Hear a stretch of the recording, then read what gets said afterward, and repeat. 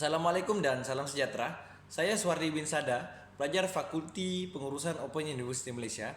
Nomor metrik 951014-125909-001. Hari ini saya akan membicarakan tentang isu topik berkenaan implikasi komunikasi, teknologi, dan isu-isu berkaitan etika media di Malaysia.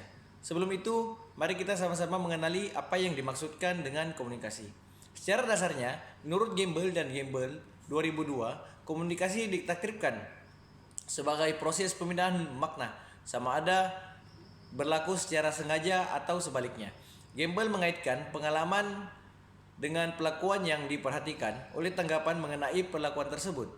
Jika pelakuan yang diperhatikan dan ditakribkan sebagai message atau ia memberi kesan kepada pelakuan yang lain, maka ia dapat memberi makna komunikasi telah berlaku.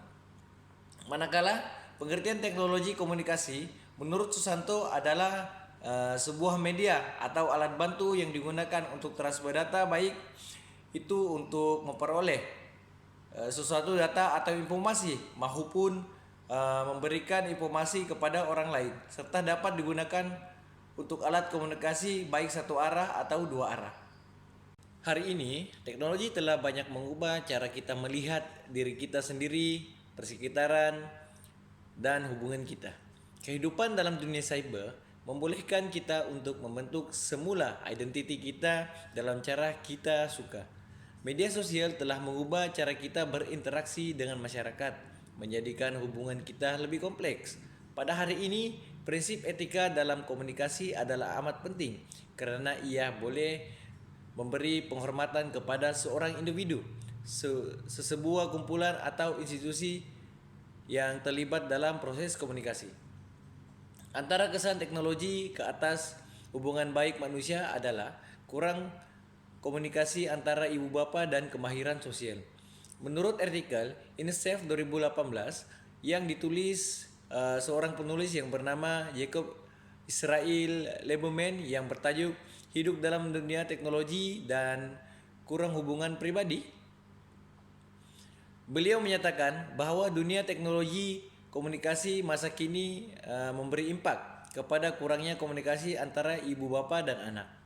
Ramai ibu bapa begitu sibuk berinteraksi dengan peranti genggaman mereka sehingga mereka sering memberikan permainan elektronik kepada anak-anak mereka untuk menenangkan atau menghiburkan mereka dengan berinteraksi secara pribadi dengan mereka. Akibatnya, banyak anak-anak dewasa ini telah tumbuh dewasa dengan kebergantungan pada alat sehingga menyukarkan mereka untuk merasa selesa dalam situasi sosial sehari-hari. Antara kelebihannya ialah teknologi memudahkan kerja-kerja seharian. Dengan adanya teknologi komunikasi, ia telah banyak membantu ramai pekerja di luar sana untuk melaksanakan kerja seharian mereka menjadi semakin mudah dan lancar. Penggunaan seperti mesin fax dan email misalnya telah memudahkan pekerja untuk saling berkomunikasi antara pelanggan dan pekerja internal dan eksternal bagi sebuah organisasi. Menurut sumber akhbar Berita Harian 2017, manfaat teknologi komunikasi menjadikan kerja lebih efisien. Melalui komunikasi antara organisasi dan pekerja boleh ditingkatkan dengan penghantaran laporan, mesyuarat secara langsung dari luar pejabat, akses email secara mengatur jarak aplikasi jarak jauh. Bukankah ia lebih memudahkan dan tidak hanya terhad dalam lingkungan pejabat sahaja? Antara kelebihan yang kedua, membentuk pekerja-pekerja bersaing secara sehat. Menurut Datuk Suhaini Ahmad, Ketua Setiausaha Kementerian Komunikasi dan Multimedia, teknologi komunikasi jika dilihat dari sudut kelebihan, manfaat kepada pekerja secara amnya,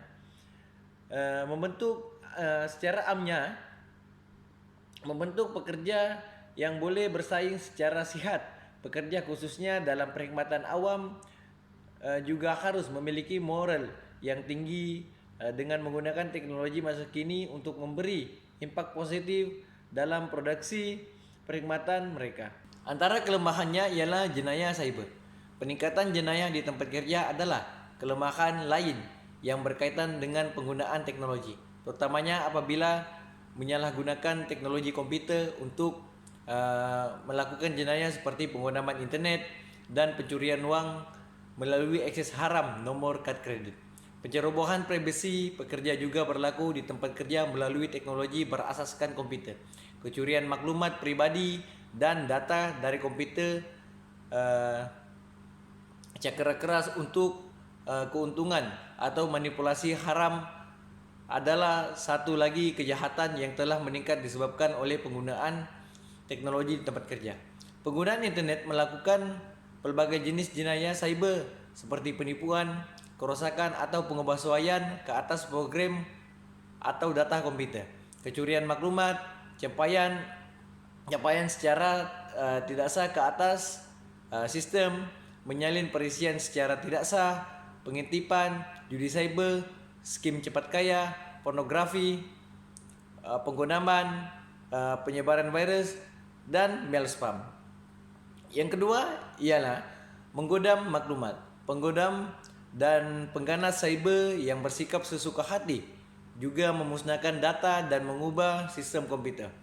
Mereka juga boleh menggunakan internet untuk curi maklumat sulit yang dimiliki oleh individu, syarikat dan organisasi, dan memperoleh keuntungan melalui penjualan kepada pihak pesaing. Kesimpulannya, perkembangan teknologi maklumat dan komunikasi ini sememangnya diakui memberi kesan dari sudut kelebihan dan kekurangan kepada semua golongan, sama ada organisasi dan pekerja. Walau bagaimanapun, pekerja ini adalah bergantung kepada sejauh mana kebijaksanaan individu dan organisasi dalam menggunakan medium itu sendiri. Hal ini karena penggunaan teknologi tanpa had dan untuk kepentingan pribadi akan meninggalkan kesan yang buruk. Namun, sekiranya jika seorang individu menggunakan teknologi komunikasi dengan baik, seperti tempat mencari maklumat, bahan dan sumber pengetahuan, ini akan mendatangkan kebaikan kepada mereka yang menggunakannya. Oleh itu, semua pihak kini harus sudah mampu melengkapkan diri mereka dengan berbagai jenis pengetahuan dan kemahiran. Ini didorong lagi oleh desakan hidup yang seiring dengan peredaran zaman sekarang. Menyiapkan diri dengan pelbagai jenis pengetahuan adalah perlu dalam kalangan lapisan masyarakat masa kini supaya standing dengan masyarakat luar negara.